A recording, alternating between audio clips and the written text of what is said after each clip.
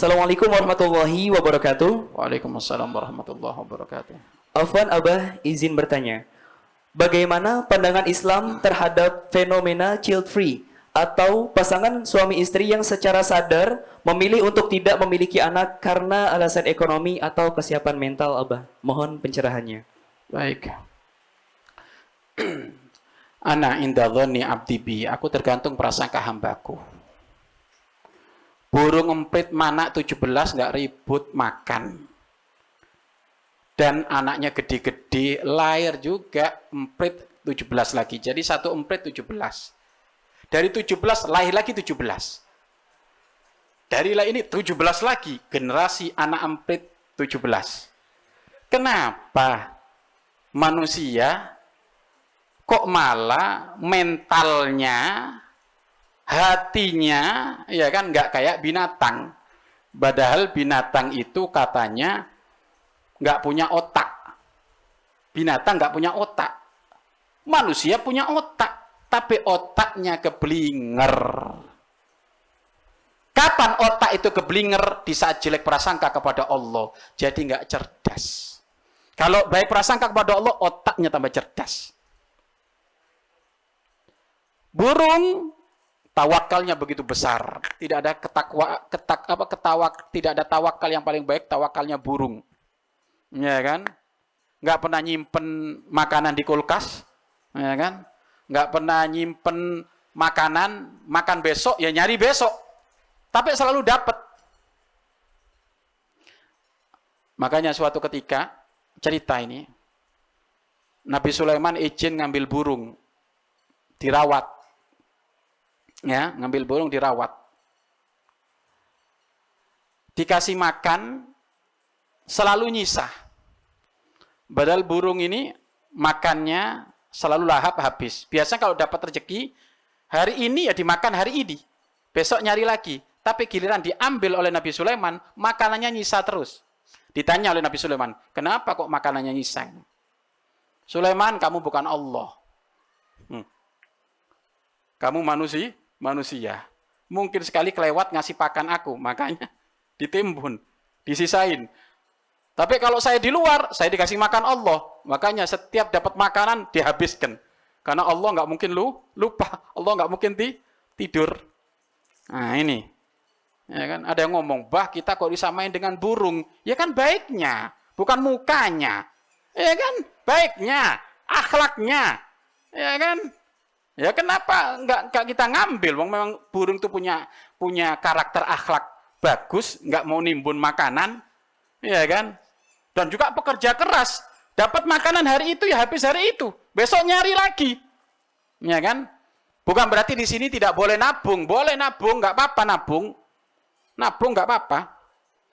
Tidak apa-apa nabung. Yang nggak benar itu apa? Nabung karena ragu.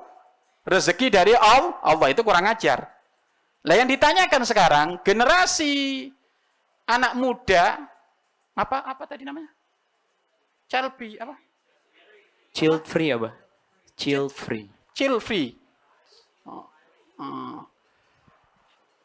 Nggak nikah mau tapi nggak mau punya anak.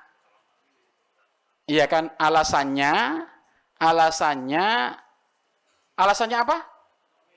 Alasannya ekonomi loh. Nggak gara punya anak itu ekonomi tambah lancar. Anak satu rezeki satu, anak 15 rezeki 15. Ayo. Ini bukti nyata, nak. Iyakunu fuqara yughnihumullah. Yang melarat, yang kere, menikah, punya anak, kaya raya. Asal ya yakin. Ini kalau berada di wilayah negara orang kafir wajar, wong dia nggak beriman kepada Allah. Loh, tapi kalau wilayah umat Islam, mayoritas umat Islam kok muncul pemahaman kayak gini? Wah, ini muskilah ini. Berarti majelisnya belajar keilmuannya tentang Allah berkurang ada di tempat tersebut.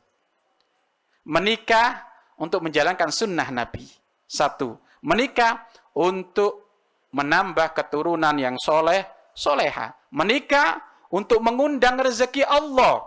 Yang kere jadi melarat. Tuh. Ya kan? Ada yang ngomong, "Mbak, saya menikah tapi kere terus gimana?" Intinya kurang ajar sama Allah. Ya kan? Ada kemaksiatan mungkin yang dilakukan sehingga menikah kok tambah melarat. Ya kan? Dia menikah tak taunya kurang ajar kepada Allah, nggak sholat. Ya kan?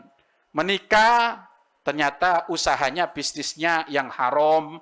Ya itu akhirnya mengundang murka Allah, akhirnya kehidupannya adalah berantakan.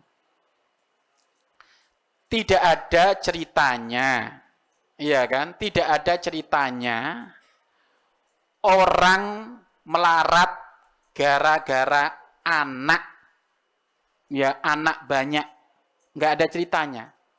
Selama ini orang melarat itu gara-gara fashion hidup yang tidak sesuai ajaran Islam.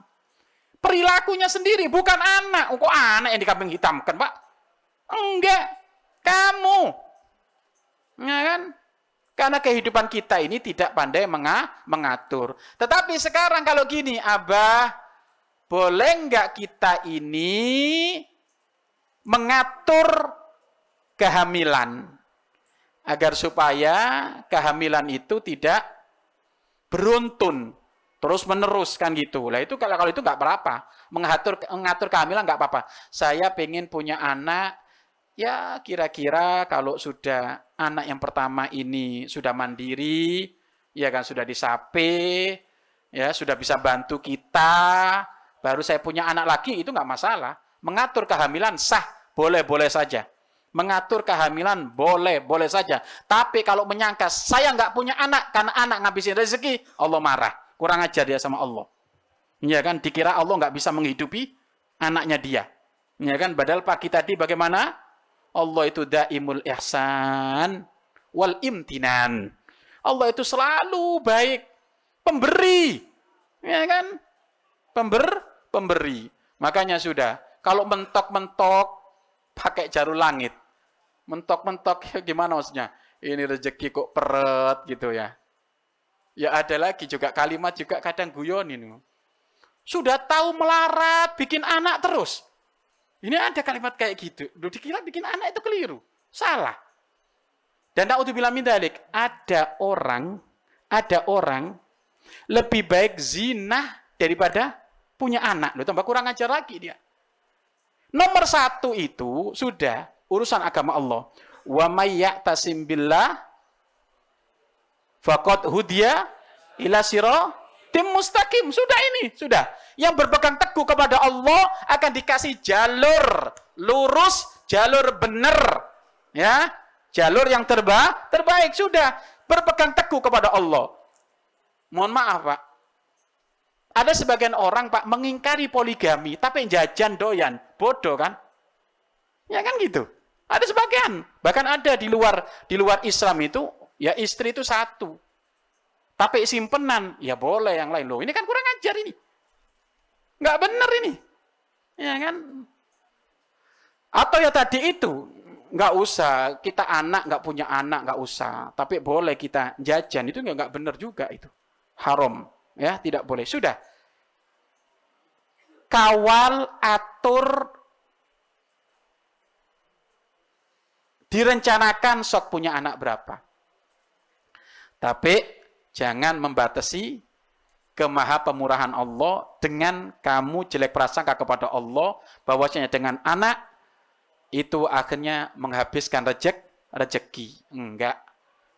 Kita yakin dengan janji Allah, iyakunu fuqara yughnihumullah. Ya. Makanya itu kalau di dunia barat ya wajar. Kiblatnya bukan agama Allah.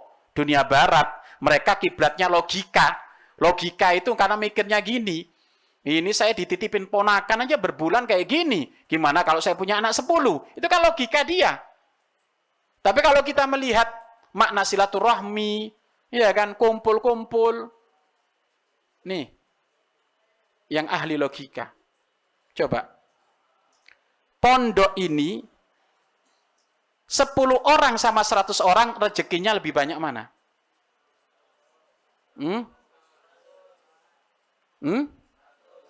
Lah kenapa kok harus batasin punya anak banyak?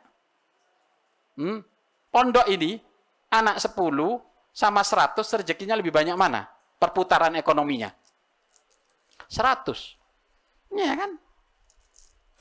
Gitu. Tapi tolong punya anak yang berkualitas diurus. Jangan anak-anak terus, anak 1 lahir di Gunung Kelut. Anak 2 lahir di Gunung Semeru.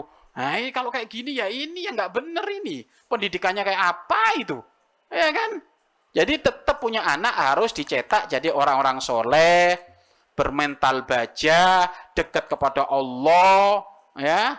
Sehingga nanti kalau bertarung di dunia ini, ya mentalnya mental kuat. Ya. Bertarung itu maksudnya apa? Ya bertarung dengan kehidupan, susah payah udah biasa. Ya kan? Susah payah sudah biasa. Ya. Susah payah kalau dinikmati dengan iman kepada Allah, kelar. Tapi kalau nggak punya iman kepada Allah, ini yang bahaya. Jadi pemahaman nggak mau punya anak di dalam menikah gara-gara anak itu beban finansial, maka itu hakikatnya suudzon kepada Allah. Yang suudzon kepada Allah, maka itu imannya cacat. Imannya kurang. Yang benar bagaimana? Atur kamu punya anak, tetap husnudzon kepada Allah. Allah sudah janji ana inda dzanni abdi bi, aku tergantung perasaan hambaku. Kira-kira kalau Allah berfirman kayak gitu, perasaan kita bagaimana? Ya sudah, perasaan kita yang baik-baik saja sama Allah. Ya Allah, mau anak 200 ya Allah, rezeki lancar. Ya Allah, kita aja sudah. Ya kan gitu. Makanya guru mulia kita Buya itu, kalau dengar santrinya anaknya lahiran, itu paling seneng. Ya kan, ini udah keberapa ini? Mungkin ini sudah ke-40. Yang dari santrinya anaknya lahiran, ya kan? Santrinya lahir ya, lahiran anak itu seneng. Hitung-hitung nambah pejuang, nambah santri lagi. Ya kan gitu, lahir lagi, nambah santri lagi. Makanya kemarin dikira Tio langsung lahir 10. Nah, kan enak tuh santri barunya langsung 10. Ya kan? Nah, jangan takut ya. Kalau kita menuhankan Allah, rezeki tidak akan habis dari Allah. Tapi kalau kita menuhankan bos kita, besok sangat mudah bangkrut. Ya kan? Maka tuhankan Allah yang tidak bakal bangkrut. Ya, menikahlah dengan kau husnudzon kepada Allah. Allah dat yang mencukupi hartaku, kekayaanku, anak-anakku. Wallahu a'lam bishawab.